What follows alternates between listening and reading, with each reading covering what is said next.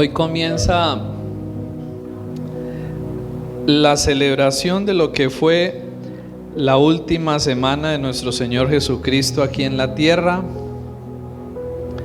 conocido popularmente como la Semana Santa.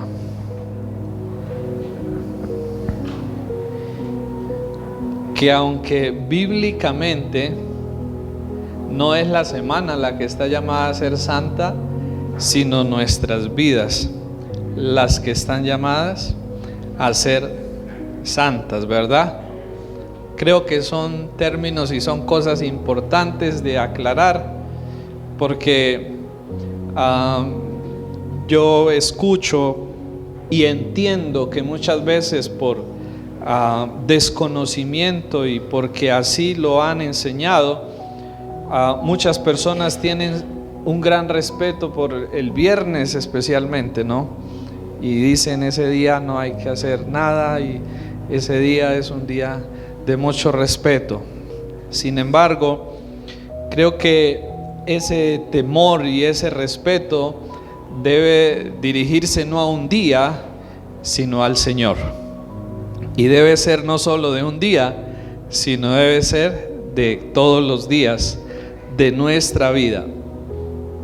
Independientemente de la ubicación de esta celebración en el calendario y de la forma como algunos lo celebran, nosotros los cristianos aprovechamos este espacio, aprovechamos estos días también para poder recordar y para poder conocer un poco más por medio de la Biblia qué fue lo que sucedió en esos últimos días de nuestro Señor aquí en la tierra y qué tiene que ver eso con nosotros hoy, ¿cierto?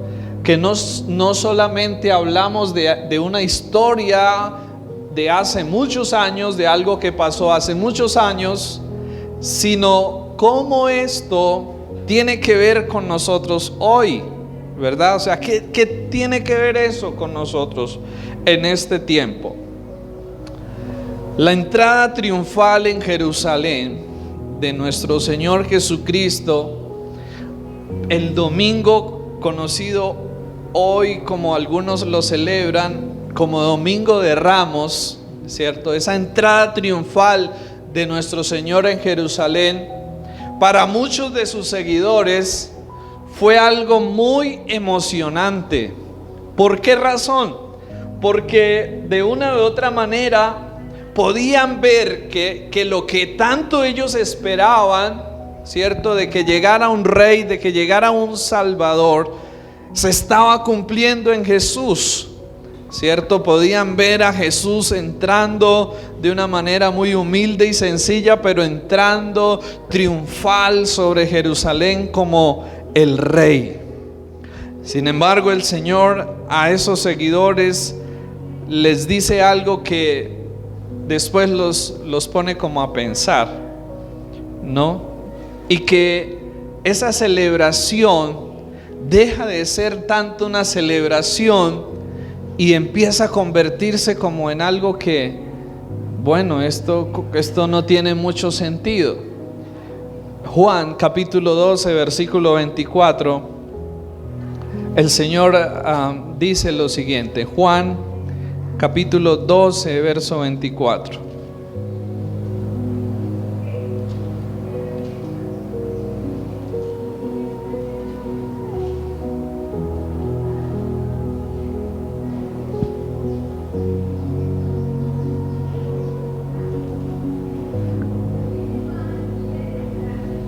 De cierto os digo. En la Biblia encontramos esta frase algunas veces, pero no tan seguido. De cierto os digo. Y cuando encontramos en la Biblia estas palabras, de cierto os digo, Dios está diciendo, oiga, pónganle mucho, pero mucho cuidado y mucha atención a lo que voy a decir. No sé, yo no sé si a veces cuando usted ha tenido algo importantísimo que decir, usted no habla normal, sino usted le dice, póngame cuidado a lo que le voy a decir porque es algo muy importante. O sea, cuando vemos en las escrituras que el Señor dice, de cierto digo, está a punto de decir algo muy, pero muy importante. Y entonces acá en el versículo 24 de Juan capítulo 12, el Señor dice lo siguiente: de cierto os digo, que si el grano de trigo no cae en la tierra y muere, queda solo, pero si muere, lleva mucho fruto, ¿no? El Señor, como solía hacerlo, utiliza algo que era conocido para ellos, el trigo y todo esto, para enseñar una verdad espiritual o para transmitir un mensaje acerca de algo que iba a pasar. ¿Y qué dice el Señor acá? De cierto os digo, que si el grano de trigo no cae en la tierra, ¿y qué pasa? Y muere, queda solo, pero si muere, lleva mucho fruto. Nuestro Señor estaba en este momento y en otros más, estaba anunciando algo que iba a pasar con ese rey que tanto anhelaban y que tanto esperaba. Ese rey iba a morir. O sea, imagínense ustedes la esperanza de un pueblo en un rey que iba a venir a liberarlos, que iba a venir a ayudarlos, pero de repente ese rey comienza a anunciar su muerte. ¿Qué pensarían ustedes de eso? Como confuso, como desalentador. Y entonces el Señor estaba anunciando acá que Él iba a ser ese precioso grano, ¿cierto?, de trigo que iba a tener que caer en tierra, que iba a tener que morir para luego poder dar mucho fruto. Y lo que el Señor está mostrándonos aquí es que aquellas cosas que muchas veces parecen significar pérdida, tristeza y dolor para nuestras vidas, pueden llegar a convertirse en cosas que luego traigan mucho beneficio para nosotros. De eso estaba hablando nuestro Señor acá. Y yo creo que dentro de las muchas cosas que sucedieron en la última semana de nuestro Señor Jesucristo, en los últimos días de su vida acá en la tierra, yo quisiera que hoy nos enfocáramos en una en particular, que yo creo que tiene mucho que ver con nosotros y con la cual seguramente nos vamos a identificar todos aquí, y es el mirar que esos últimos días de la vida de nuestro Señor aquí en la tierra fueron los días más difíciles de Jesús. Los últimos días de nuestro Señor aquí en la tierra fueron los días más difíciles de su vida aquí. ¿Ha pasado usted por momentos difíciles? ¿Ha tenido días difíciles? ¿Ha tenido semanas difíciles? ¿Ha tenido temporadas difíciles? Todos las hemos tenido, ¿verdad? En algún momento de nuestra vida, y quizás puede que hoy usted las esté teniendo. Pues nuestro Señor Jesucristo, los últimos días de su vida fueron los más difíciles. El mismo Dios, el mismo Hijo de Dios, pasó por momentos difíciles. Esa forma de ver el cristianismo como una vida triunfante, como una vida sin problemas, como una vida de victorias, es una forma equivocada de ver el cristianismo. porque nuestro mismo Dios, nuestro mismo Salvador, nuestro mismo líder, nuestro mismo pastor de pastores, tuvo que pasar por dolor, por sufrimiento y por días muy oscuros y por días muy difíciles.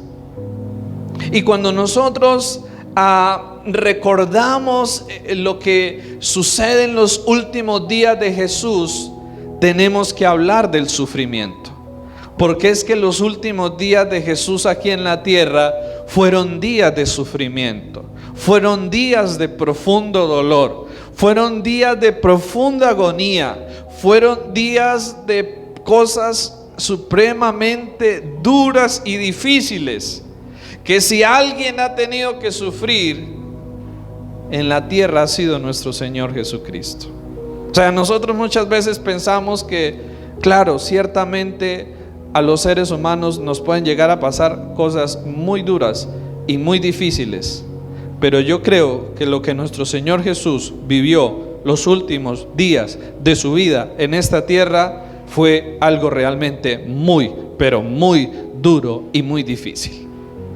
La peor forma de morir.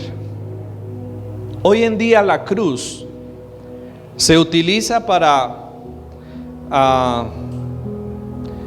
poner en las paredes, para poner en accesorios, la ponemos en diferentes cosas y es una forma de recordar o de hablar acerca de la obra de Cristo. Hoy en día la cruz parece ser algo bonito, ¿verdad? Hoy en día la cruz se ve como algo bonito. Pero en el tiempo de Jesús, la cruz no era algo bonito. Hablar de la cruz en el tiempo de Jesús, pensar de la cruz en el tiempo de Jesús, lo único que representaba era tortura y vergüenza pública. Eso era lo que representaba la cruz en el tiempo de nuestro Señor Jesucristo: tortura y vergüenza pública. Y era un tipo de muerte que estaba reservada para los peores criminales y para las personas de la clase más baja de la sociedad.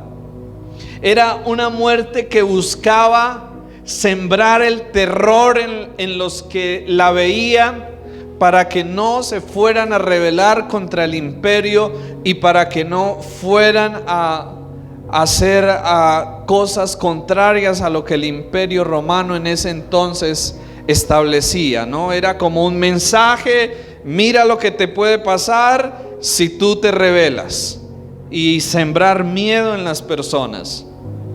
Era una muerte en donde a través de cada latigazo que empezaban a torturar al condenado, a través de cada latigazo arrancaban un pedazo de carne de su piel, y luego al condenado lo obligaban a llevar su propia cruz por muchos metros en un desfile, cargando su propia cruz, y multitudes viendo ese espectáculo.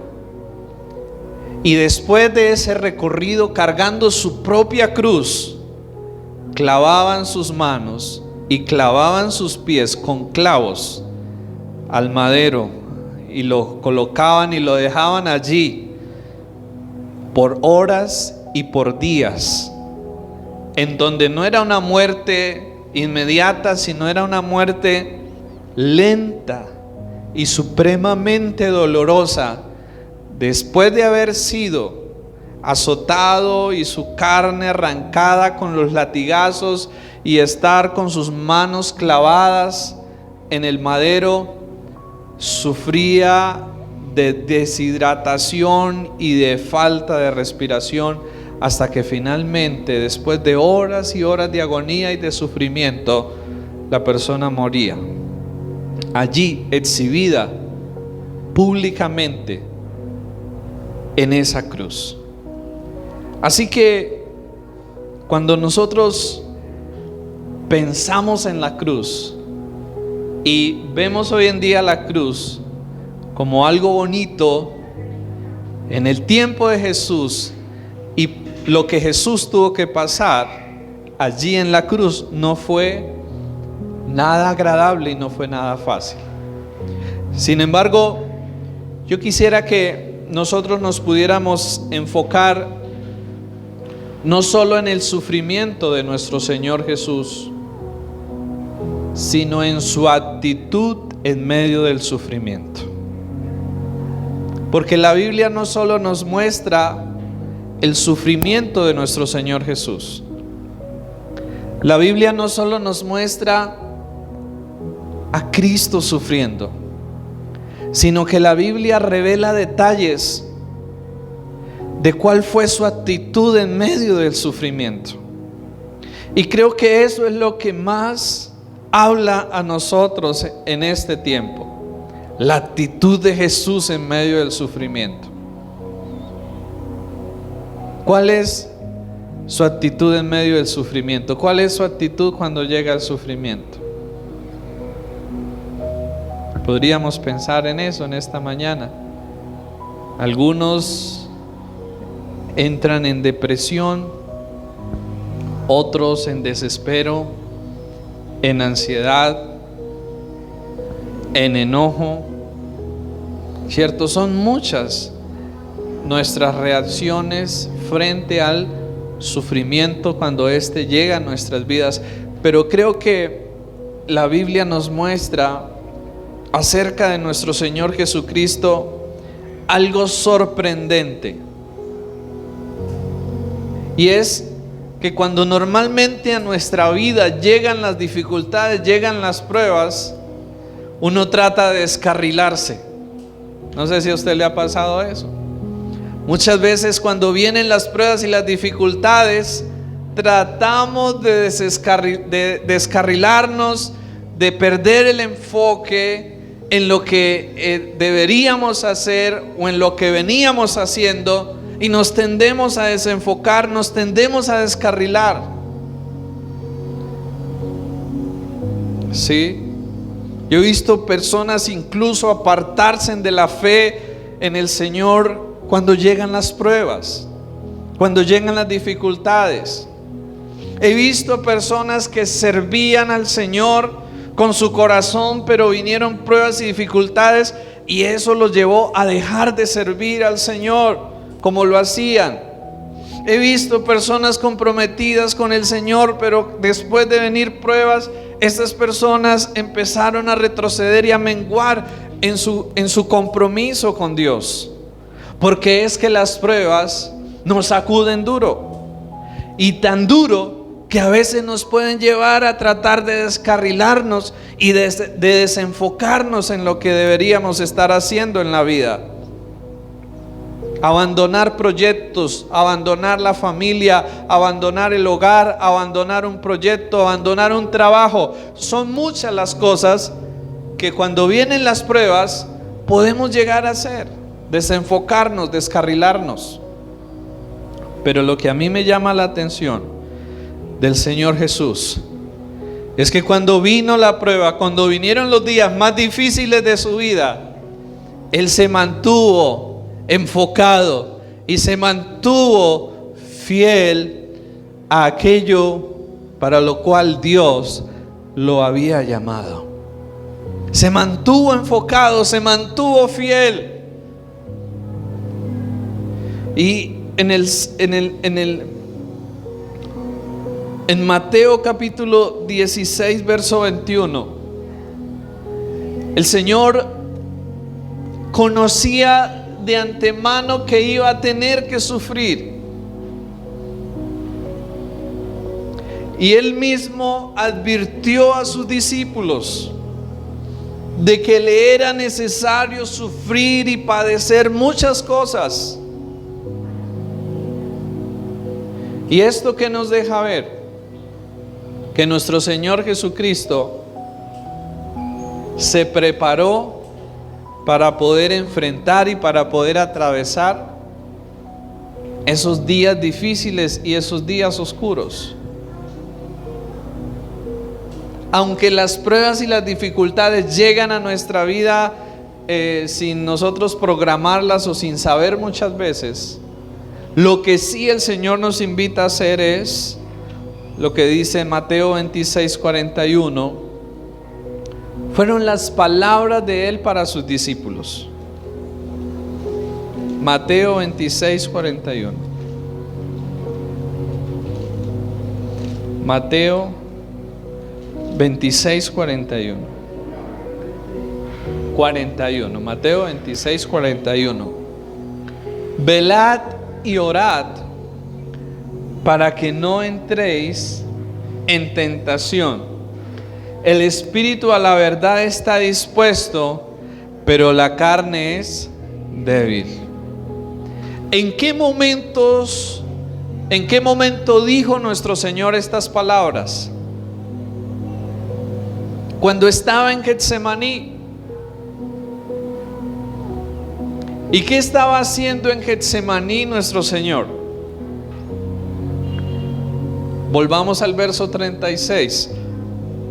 Entonces llegó Jesús con ellos a un lugar que se llamaba Getsemaní y dijo a sus discípulos: sentaos aquí, entre tanto que yo voy allí y oro. Y tomando a Pedro y a los hijos de Zebedeo, comenzó a entristecerse y a angustiarse en gran manera. Uno podría pensar en Jesús, el Hijo de Dios Todopoderoso, pero ¿qué nos deja ver estos versículos? Nos deja ver su humanidad, y que en su humanidad, ¿qué sintió? Tristeza y angustia en gran manera. O sea, Jesús también pasó por angustia y por tristeza en gran manera. O sea, y cuando la Biblia usa el término en gran manera, no es una angustia y no es una tristeza cualquiera. Es una angustia y una tristeza muy profunda y muy fuerte por la que nuestro Señor tuvo que atravesar. Y dice en el verso 38, entonces Jesús les dijo: mi alma está muy triste. Mi alma está muy triste hasta la muerte. Quedaos aquí y velad conmigo. Quedaos aquí y velad conmigo. ¿Cómo enfrentó nuestro Señor esos momentos tan difíciles, esa noche oscura de su vida? Yo encuentro aquí dos cosas que todos necesitamos, al igual que Él las necesitó. Y lo primero que encuentro es que Él no estaba solo allí en Getsemaní. Estaba con sus discípulos, estaba acompañado de otros. Sí, lo vemos. ¿Con quién estaba? Estaba con sus discípulos. No estaba solo, estaba acompañado. Tanto que les habló y les dijo cómo se sentía. Les expresó cómo se sentía. Les dijo: estoy muy, pero muy triste, en gran manera, hasta la muerte. Y yo creo que todos necesitamos hacer eso. En momentos difíciles de nuestra vida, primero necesitamos no estar solos, porque la soledad no es una buena compañía en medio de las dificultades de la vida. Y segundo, necesitamos expresarle y contarle a aquellos que están a nuestro alrededor cómo nos sentimos, cómo estamos. Jesús no se guardó las cosas, sino que Jesús fue sincero y les dijo: estoy muy triste, en gran manera, hasta la muerte. Jesús habló de sus sentimientos. Jesús no se guardó las cosas. Jesús expresó cómo se sentía, cómo la estaba pasando en ese momento. Y yo creo que ahí es donde todos nosotros necesitamos entender que para eso es la iglesia, que para eso es la comunidad. es un lugar donde Dios nos pone, no solo para que cuando me saluden o alguien me pregunte cómo está, yo diga sí, bien, prosperado, en victoria, en bendición. No, sino que yo también pueda tener el valor y la sinceridad de decirle: mira, estoy mal, estoy angustiado, estoy preocupado, estoy desesperado, estoy enojado, estoy, bueno, todo como pueda estar. Y que yo pueda encontrar acompañamiento en medio de esa situación. Pero tengo que abrir mi corazón y tengo que permitir que otros me rodeen y me acompañen en ese proceso. Jesús simplemente hubiera podido dejar a los discípulos y haberse ido solo, pero no. Se fue con ellos, los llevó, les habló de cómo estaba, de cómo se sentía.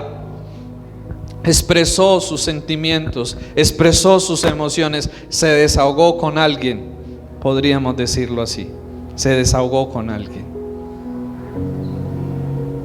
Pero ¿qué pasó después? Mateo 26. ¿Qué pasó después?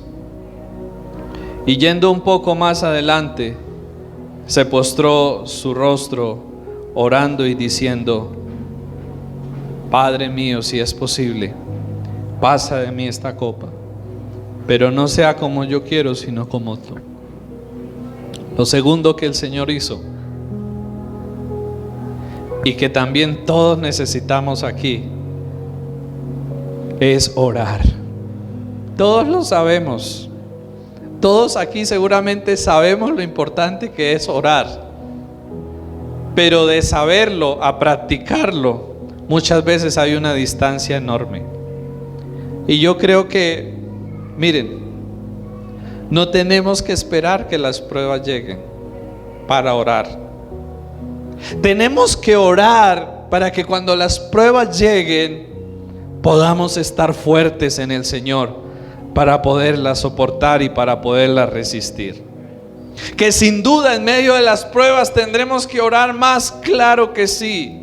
Son momentos para intensificar y duplicar la oración, por supuesto, pero no podemos esperar solo que llegue ese momento.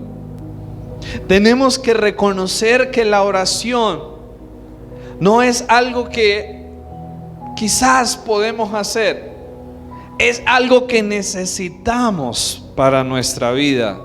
Como necesitamos el alimento, la bebida diaria, necesitamos orar. Porque solo a través de la oración es que podemos recibir fuerzas del Padre.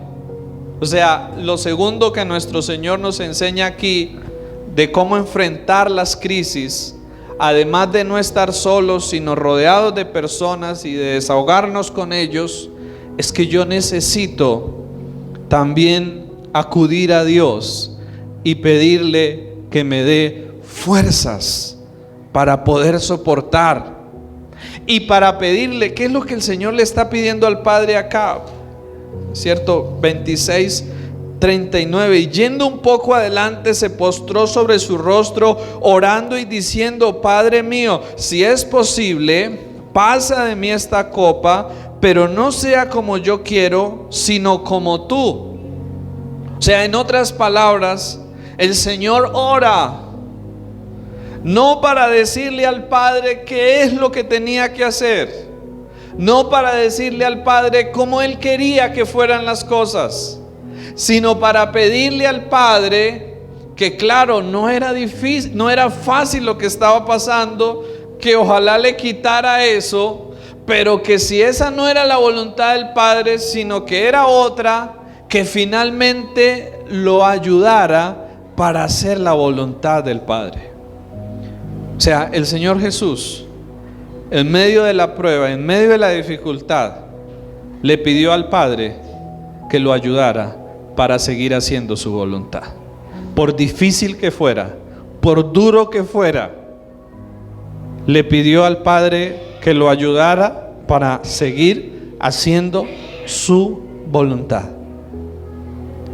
Y yo creo que estas cosas, no estar solo, desahogarse con alguien y orar al Padre, pero no orar de cualquier manera, sino orar pidiéndole al Padre que le diera la fortaleza para hacer su voluntad, fue lo que lo ayudaron y lo que lo capacitaron para que él luego pudiera pasar por el dolor y por el sufrimiento y por la agonía y la vergüenza que iba a tener que experimentar.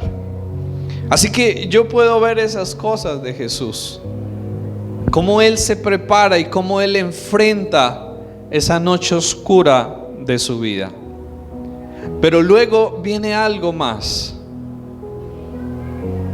Y una cosa es el antes y otra cosa es el momento de vivirlo. Cuando Él estaba allí, siendo azotado, siendo crucificado, salen algunas palabras de Jesús conocidas como las últimas palabras de Jesús.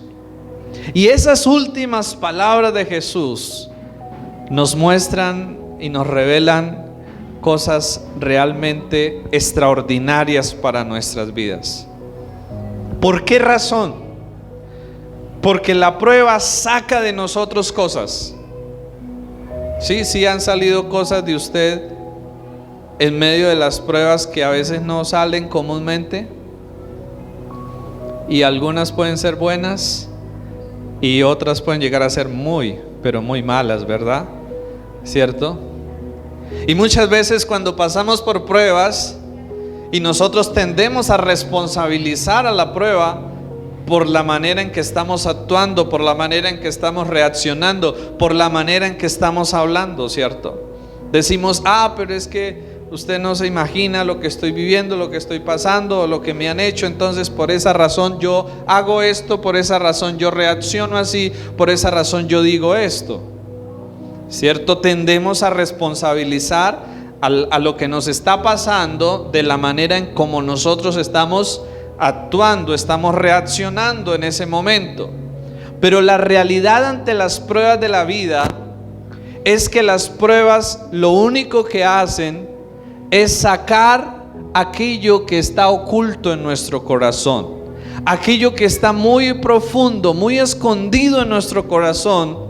Y en medio de la prueba, Dios lo permite para exponer y para sacar eso que está escondido y que está oculto en nuestro corazón.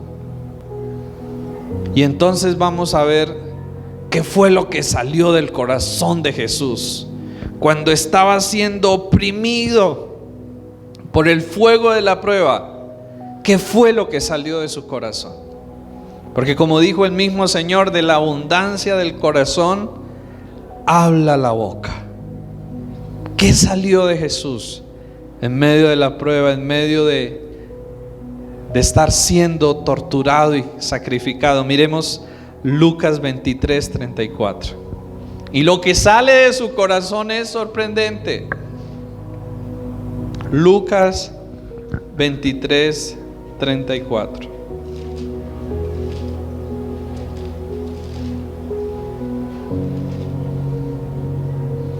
¿Qué dice Lucas 23, 34?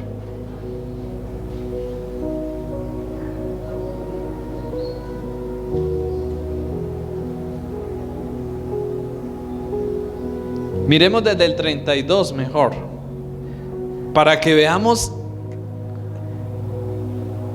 cuál fue el momento en que nuestro Señor dijo esto. Llevaban también con él a otros dos que eran malhechores para ser muertos.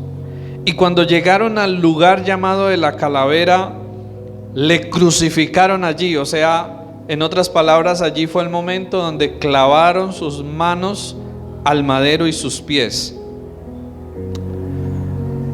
Y a los malhechores, uno a la derecha y otro a la izquierda. Verso 34.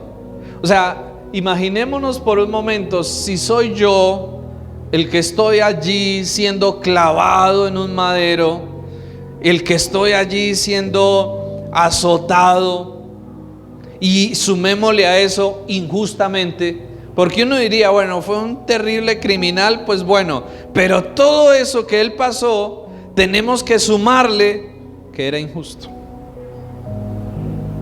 que era injusto, ¿verdad? ¿Qué diríamos nosotros en ese momento? ¿No? ¿Qué saldría de nuestra boca? Miremos lo que salió de la boca de Jesús, verso 34. Y Jesús decía: Padre, perdónalos porque no saben lo que hacen. ¿Qué salió del corazón de Jesús? Perdón, misericordia, compasión. Eso salió de su corazón, era lo que había en él. Y esa prueba expuso lo que había en su corazón. Perdón, misericordia, compasión. Y como les decía, el Señor aquí no estaba entonces minimizando o negando la responsabilidad de lo que esta gente le estaba haciendo. O sea, el Señor no estaba diciendo sí, no tienen la culpa. No, el Señor estaba hablando de que estas personas, por causa de su maldad y de su pecado, estaban tan enceguecidos que no se daban cuenta o no eran conscientes de lo que estaban haciendo. ¿Sí? O sea, el Señor estaba viendo más allá de esto y no estaba minimizando su responsabilidad, sino que estaba hablando de una realidad que nosotros como seres humanos tenemos. Y es que el pecado no solo nos lleva a hacer cosas malas, sino que ¿saben algo más que hace el pecado en nuestra vida? Nos anestesia de tal manera que aunque yo esté haciendo algo malo, yo no me dé cuenta, yo no sea consciente de la gravedad de lo que estoy haciendo, de lo horrible que estoy haciendo. ¿Sí? Entonces el pecado no solo nos lleva a hacer cosas mal, sino que nos anestesia y nos enceguece al punto que yo muchas veces no puedo darme de cuenta de lo que estoy realmente haciendo. Y eso nos pasa a todos, ¿verdad? ¿Sí le ha pasado a usted eso?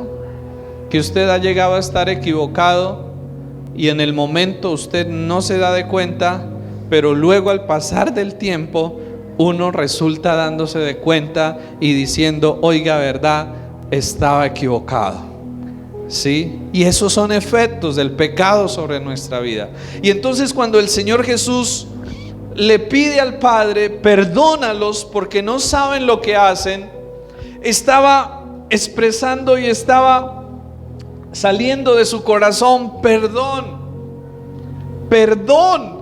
¿Y perdón hacia quién? No fue que alguien lo miró mal, no fue que alguien le dijo algo feo. Era perdón hacia aquellos que le acababan de poner clavos en sus manos, en sus pies, que lo acababan de azotar con látigos, arrancando parte de su piel, de aquellos que se burlaban y repartían las ropas de Jesús, le quitaban su ropa y se la repartían entre ellos. O sea, a aquellos que el Señor está pidiendo o está expresando perdón y está pidiendo al Padre perdón, no eran personas cualquiera. O sea que yo creo que las ofensas que nos han hecho a nosotros no se pueden comparar con las ofensas y el maltrato y todo lo que nuestro Señor tuvo que pasar y todo lo que le hicieron a Él. Sin embargo, ante estas personas el Señor ora y el Señor expresa misericordia. ¿Qué salió de su corazón? Perdón. ¿Qué salió de su corazón? Misericordia. ¿Y por qué razón? ¿Por qué esto del perdón? ¿Y por qué Jesús lo practicó hasta el último momento de su vida? Él habló en otras ocasiones, dio mensajes sobre el perdón, pero ahora era Él teniendo que vivirlo. Y una cosa es hablarlo y otra cosa es tener que vivirlo. Ahora estaba él viviendo y poniendo en práctica lo que él había enseñado a sus discípulos, que debían perdonar y que debían bendecir y que debían amar a los que les hicieran mal. Era él viviendo el mensaje. Pero además de eso, no solo era él viviendo el mensaje, sino que era él también practicando algo que no tiene que ver con que él aprobara o justificara lo que los otros estuvieran haciendo. Porque el perdón no tiene que ver con aprobar o justificar el mal que otro haga. Tampoco tiene que ver con que voy a reconciliarme y a llegar a ser el mejor amigo o amiga del que me está haciendo daño. No tiene que ver con eso. Tampoco tiene que ver con negar la realidad y tampoco tiene que ver con olvidar. Y tampoco tiene que ver con algo que el otro merezca. No, el perdón no tiene que ver con nada de esas cosas. La realidad del perdón y del por qué nuestro Señor dejó y practicó y modeló y vivió el perdón es porque la única manera de sanar el alma, de sanar el corazón, de proteger el corazón para que éste no se dañe con la amargura, con el rencor, con el resentimiento, con la tristeza, es perdonando. Porque la única manera de que el mal pueda ser vencido y pueda ser derrotado no es con el mismo mal, sino es a través del bien. Y entonces nuestro Señor en la cruz practica el perdón. ¿Para qué? Como algo que había en él, pero también para proteger su corazón, de que todo lo que le estaban haciendo no fuera a llegar a dañar su corazón y no lo fuera a llenar de amargura, de resentimiento, de odio, de rabia, y entonces eso le fuera a estorbar y le fuera a impedir hacer la voluntad del Padre. Porque entonces seguramente hubiera resultado bajándose del madero y mandándole un par de rayos a esos tipos, ¿verdad? Y entonces el plan de salvación se hubiera frustrado, porque divinamente el Señor tenía todo el poder para dañarlos, para destruirlos, para vengarse. Tenía todo el poder para hacerlo. Pero aún teniendo todo el poder para hacerlo, no lo hizo, sino que usó ese poder no para el mal, sino que usó ese poder para perdonar y para hacerle el bien a los que le estaban haciendo el mal. Entonces yo encuentro aquí en Jesús que lo que sale de él en medio del sufrimiento y lo que él hace en medio, como él reacciona, como él responde ante el sufrimiento y ante aquellos que le estaban causando el sufrimiento, fue tomando la determinación de perdonar. No porque fuera un regalo que le diera a los otros solamente. Es un regalo, el perdón es un regalo que nos damos a nosotros mismos primeramente, para cuidar y proteger nuestra alma y nuestro corazón. Pero también es la manera de poder responder y de poder vencer el mal, haciendo el bien y no continuando ni alimentando el mal. Porque el odio lo único que nos lleva es a continuar, a alimentar y a propagar el mal. Pero el perdón frena y detiene esto y nos lleva a hacer el bien. ¿Y cómo practica nuestro Señor el perdón? Orando por sus enemigos. ¿Qué era lo que el Señor estaba haciendo ahí? Una oración por ellos, ¿cierto? ¿Qué es lo que dice? Padre, perdónalos. O sea, Él estaba orando por aquellos que en ese momento lo acababan de clavar en el madero. ¿Qué estaba haciendo por sus enemigos?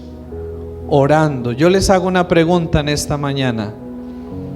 ¿Ora usted por sus enemigos, por los que le hacen mal, por los que le causan sufrimiento? Creo que allí en la cruz nuestro Señor nos modela qué debemos hacer por aquellas personas que nos causan mal, dolor y sufrimiento. Creo que el Señor allí nos indica que la mejor manera de actuar en ese momento es orando por ellos y tomando la decisión de perdonar. ¿Cómo podemos saber si necesitamos perdonar? Cuando recordamos a alguien o cuando recordamos algo en particular difícil que ha pasado en nuestra vida y yo siento dolor, siento que eso me afecta, ahí hay una señal de que necesito perdonar a esa persona sobre esa situación en particular. ¿Cómo saber si necesito perdonar? Cuando reviso, recuerdo y miro hacia lo que ha pasado en mi vida en momentos difíciles, personas, y si eso me duele aún, si eso me afecta aún, entonces es algo que no ha sanado, es algo que necesito perdonar, es algo por lo cual necesito orar y es algo que necesito soltar de mi vida, es algo que necesito quitar de mi corazón.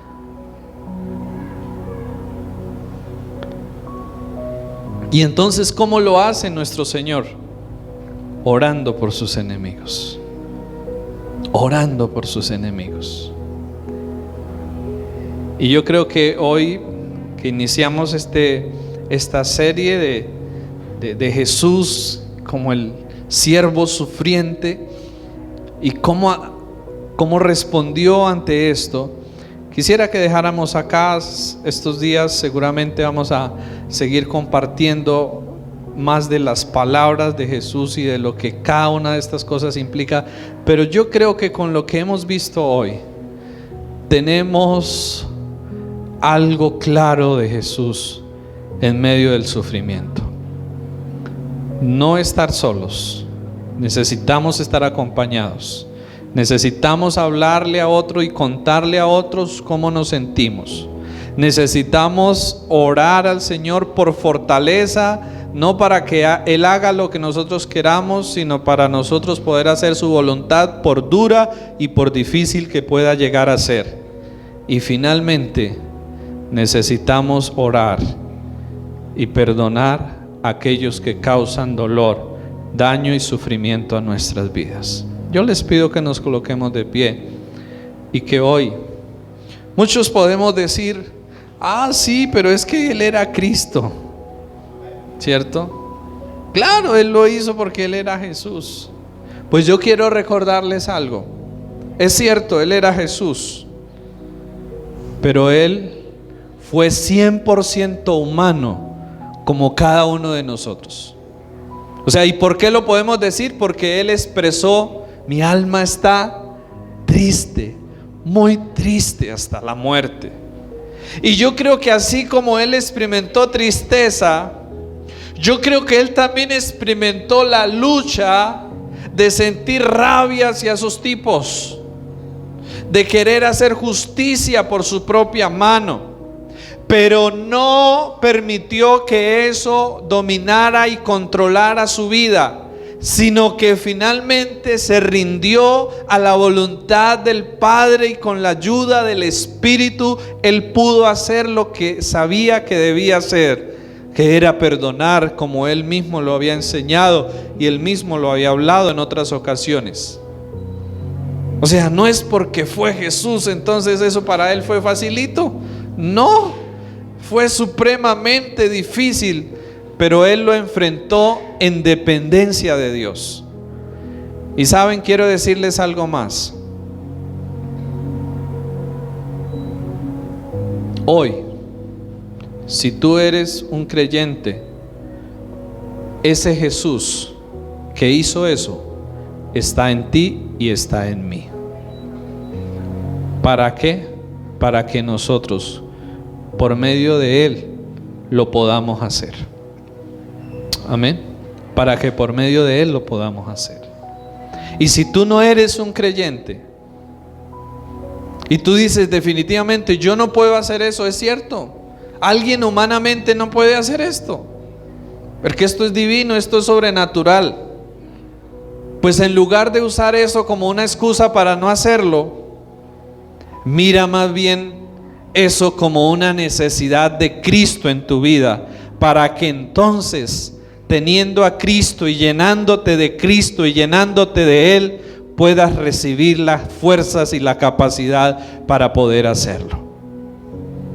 Pero no es una excusa, porque a través de Cristo Dios nos provee los medios para que lo podamos hacer. Así que yo les animo para que me acompañen a orar y cierren sus ojos y piensen por un momento en esto. Pensemos por un momento en la actitud de nuestro Señor en medio del sufrimiento. Pensemos por un momento en la manera en que Él nos enseña a enfrentar el sufrimiento. Señor, gracias en esta mañana por que tú eres modelo y ejemplo para nosotros en todas las cosas, Señor. Y ahí también está incluido el sufrimiento, Señor. Gracias, porque hoy, Señor, nos dejas ver la manera en que tú enfrentaste el dolor, enfrentaste el sufrimiento, Señor, sabiendo que nosotros también pasaríamos por él y que necesitaríamos tener una luz acerca de cómo poderlo enfrentar, Señor. Hoy queremos darte gracias, Señor, porque no eres ajeno a nada de lo que nos pasa, sino que viviste y pasaste por todas las cosas que un ser humano pasa en esta vida, Señor, para podernos dejar un camino a seguir, Señor, para dejarnos una dirección para nuestra vida, Dios. Hoy, Señor, te pedimos que nos ayudes a rodearnos de otros en medio del sufrimiento, como tú te rodeaste de los discípulos, Señor.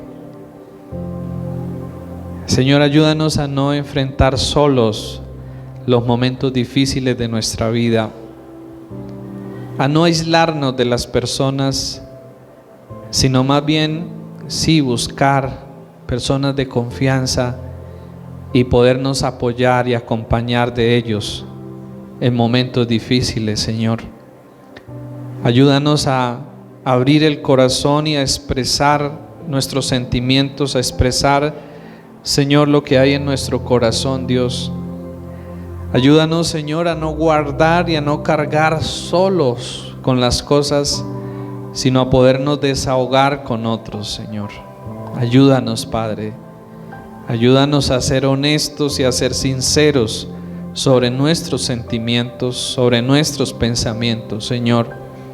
A no fingir, a no aparentar, Señor, a poder ser honestos y sinceros. Ayúdanos, Padre, a orar y a pedir fuerzas para poder hacer tu voluntad, por dura y por difícil que ésta pueda ser. Ayúdanos, Padre, a recordar que tú has prometido darnos fuerzas en medio de la debilidad y del cansancio, Señor. Y que la debilidad y el cansancio no deben ser una razón para desmayar, sino que deben ser una razón para acudir a ti y buscar nuevas fuerzas y buscar la ayuda de ti, oh Dios.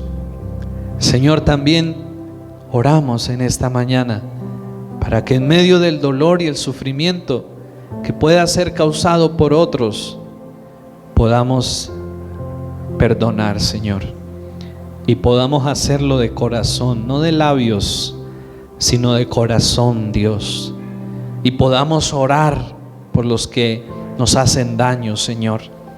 Ayúdanos en esta mañana, Señor, a salir de este lugar pensando en esas personas que probablemente nos han llegado a hacer mal, nos han llegado a hacer daño. Y Señor, ayúdanos a empezar a orar por esas personas, a empezar a desatar perdón sobre esas personas, empezar a soltar todo aquello que podamos tener en contra de ellos, Señor, y podamos empezar, Señor, a ver, Dios, a estas personas de otra manera, de otra forma, como tú veías a estas personas, Señor, que te estaban lastimando. Señor, ayúdanos a recordar que tú nos invitas a perdonar porque ya hemos recibido perdón de ti, porque primeramente tú nos has dado perdón y tú has extendido misericordia hacia nosotros, Señor, y por lo tanto también nosotros podemos ahora perdonar y podemos ahora extender misericordia por cuanto la hemos recibido y la podemos recibir cada día de ti, Señor. Ayúdanos a poder ser inspirados y seguir tu ejemplo, Señor, en medio del dolor, en medio del sufrimiento, Señor. Ayúdanos, Padre.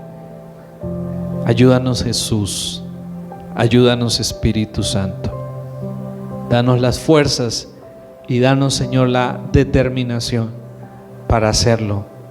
Y de esta manera, Señor, que nuestro dolor y nuestro sufrimiento pueda luego llegar a traer mucho beneficio a nuestras vidas, Señor. Podamos ver luego los frutos de ese dolor y de ese sufrimiento, Señor. Te lo pedimos en esta mañana, para gloria y alabanza de tu nombre, en Cristo Jesús nuestro Señor oramos. Amén.